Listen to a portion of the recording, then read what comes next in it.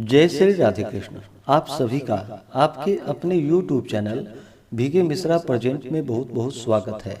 आइए आज आप सब सुनेंगे विष्णु पुराण द्वितीय अंश में छठे अध्याय की कथा।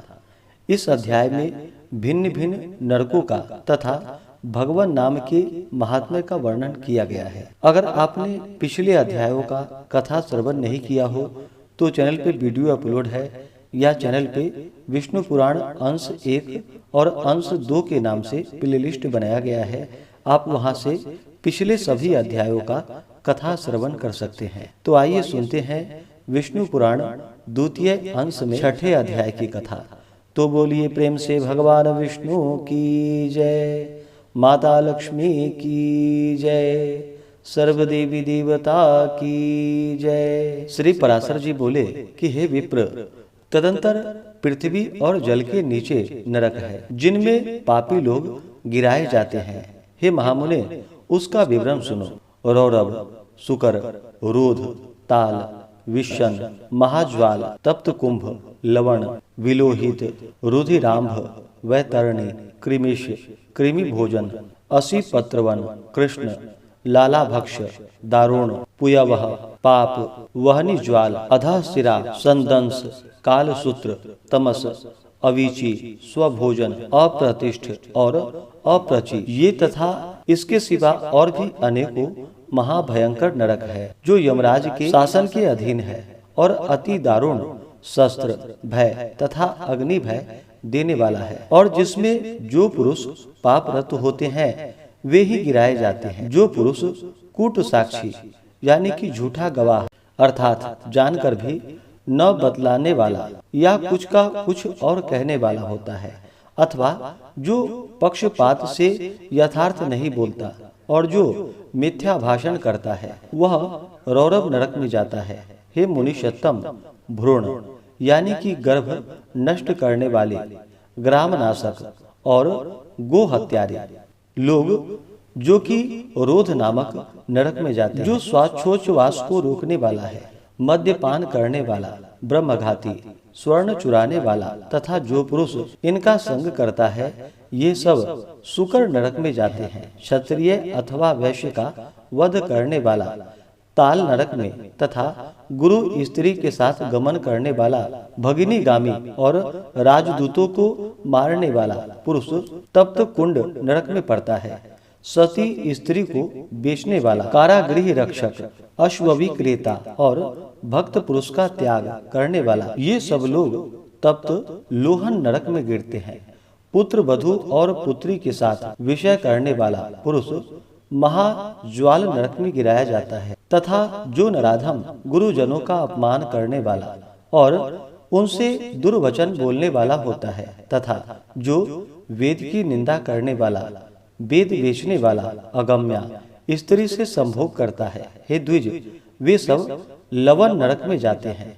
चोर तथा मर्यादा का उल्लंघन करने वाला पुरुष विलोहित नरक में गिरता है। देव, द्विज और पितृगण से द्वेष करने वाला तथा रत्न को दूषित करने वाला, कृमि भक्षण नरक में अनिष्ट यज्ञ करने वाला, कृमि शरण नरक में जाता है। देव, द्विज और पितृगण से द्वेष करने वाला तथा रत्न को दूषित करने वाला, कृमि भक्ष नरक में और अनिष्ट यज्ञ करने वाला कृमिस नरक में जाता है। जो नराधम पितृगण, देवगण और अतिथियों को छोड़कर उनसे पहले भोजन कर लेता है, वह अति उग्र लाला भक्ष नरक में पड़ता है। और बाण बनाने वाला वेद नरक में जाता है। जो मनुष्य करणी नामक बाण बनाते हैं और जो खड्गादि शस्त्र बनाने वाले हैं, वे अति दारुण विशेषण नरक में गिरते हैं। असत, प्रतिग्रह, दूषित उपायों, धन संग्रह करने वाला, अयाज्य, याजक और नक्षत्रोपजीवी, नक्षत्र विद्या को न जानकर भी उसका ढोंग रचने वाला पुरुष अधोमुख नरक में पड़ता है। साहस, निष्ठुर कर्म करने वाला पुरुष पुयवह नरक में जाता है। तथा पुत्र मित्रादि वंचना करके अकेले ही स्वादु भोजन करने वाला और लाख, मांस, रस, तिल तथा लवण आदि बेचने वाला ब्राह्मण भी उसी पुयवह नरक में गिरता है। हे द्विश्रेष्ठ, बिलाव, कुक्कुट, छाग, अश्व, शुकर तथा पक्षियों को जीविका के लिए पालने से भी पुरुष उसी नरक में जाता है। नट या मल वृत्ति से रहने वाला, धीवर का कर्म करने वाला, कुंड, उपपति से उत्पन्न संतान का अन्न खाने वाला, विष देने वाला, चुगलखोर, स्त्री की असद वृद्धि के आश्रय रहने वाला, धन आदि के लोभ से बिना पर्व के अमावस्या आदि पर्व दिनों का कार्य करने वाला, द्विज, घर में आग लगाने वाला, मित्र की हत्या करने वाला, शकुन आदि बताने वाला, ग्राम का पुरोहित तथा सोम यानी कि मदिरा बेचने वाला, ये सब रुधिरांध नरक में गिरते हैं। यज्ञ अथवा ग्राम को नष्ट करने वाला पुरुष वैतरणिक में जाता है तथा जो लोग वीर्यपात आदि करने वाले, खेतों की बाढ़ तोड़ने वाले, अपवित्र और छल वृत्ति के आश्रय रहने वाले होते हैं, वे कृष्ण नरक में गिरते हैं। जो वृथा ही वनों को काटता है वह असीपन नरक में जाता है। मेषोपजीवी, गरड़िए और व्याधगण वहनी ज्वाल नरक में गिरते हैं। तथा हे द्विज, जो कच्चे घड़ों अथवा ईंट आदि को पकाने के लिए उसमें अग्नि डालते हैं, वे भी उस वहनी ज्वाल नरक में ही जाते हैं। व्रतों को लोप करने वाले तथा अपने आश्रम से पतित दोनों ही प्रकार के पुरुष संदंश नामक नरक में गिरते हैं। जिन ब्रह्मचारियों का दिन में तथा सोते समय बुरी भावना से वीर्यपात हो जाता है अथवा जो अपने ही पुत्रों से पढ़ते हैं, वे लोग स्वभोजन नरक में गिरते हैं। इस प्रकार ये तथा अन्य सैकड़ों हजारों नरक हैं, जिनमें दुष्कर्मी लोग नाना प्रकार की यातनाएं भोगा करते हैं। इन उपयुक्त पापों के समान और भी सहस्त्रों पाप कर्म हैं। उनके फल मनुष्य भिन्न भिन्न नरकों में भोगा करते हैं।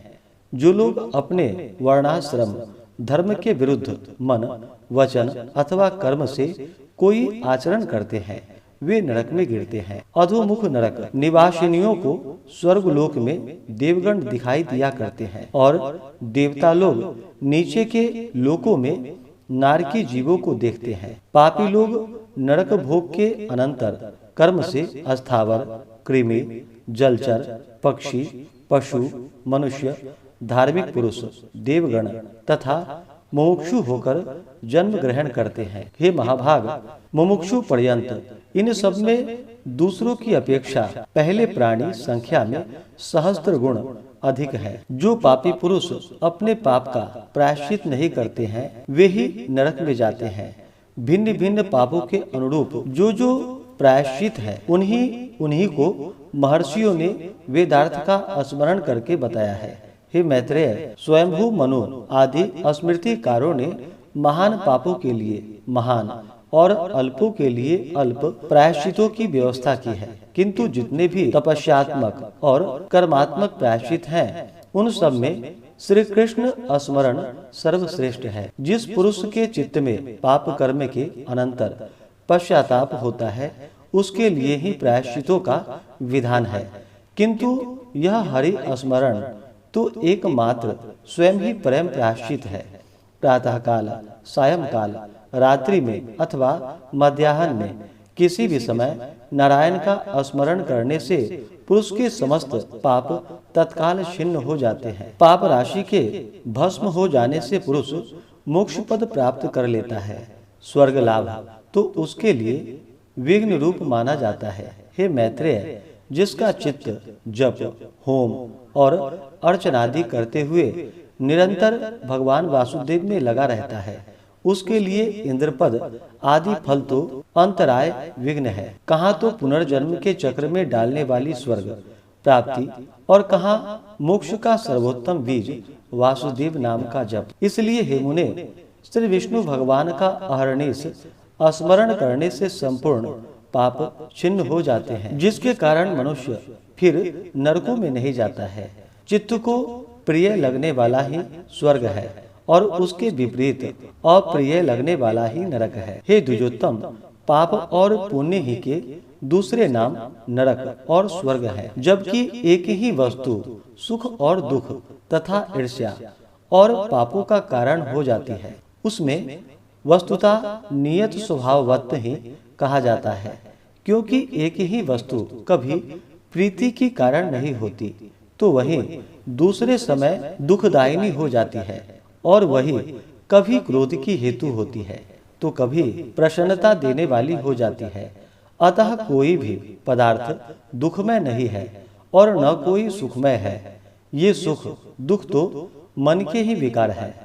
परमार्थतः ज्ञान ही परब्रह्म है और अविद्या की उपाधि से वही बंधन का कारण है। यह संपूर्ण विश्व ज्ञानमय ही है, ज्ञान से भिन्न और कोई वस्तु नहीं है। हे मैत्रेय, विद्या और अविद्या को भी तुम ज्ञान ही समझो। हे द्विज, इस प्रकार मैंने तुमसे समस्त भूमंडल, संपूर्ण पाताल लोक और नरकों का वर्णन कर दिया।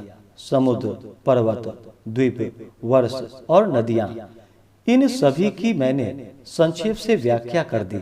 अब तुम और क्या सुनना चाहते हो? इस प्रकार से श्री विष्णु पुराण द्वितीय अंश में छठे अध्याय की कथा पूर्ण हुई। तो बोलिए प्रेम से भगवान विष्णु की जय, माता लक्ष्मी की जय, सर्वदेवी देवता की जय। इसके आगे की कथा जो कि आप अगले अध्याय में सुन पाएंगे।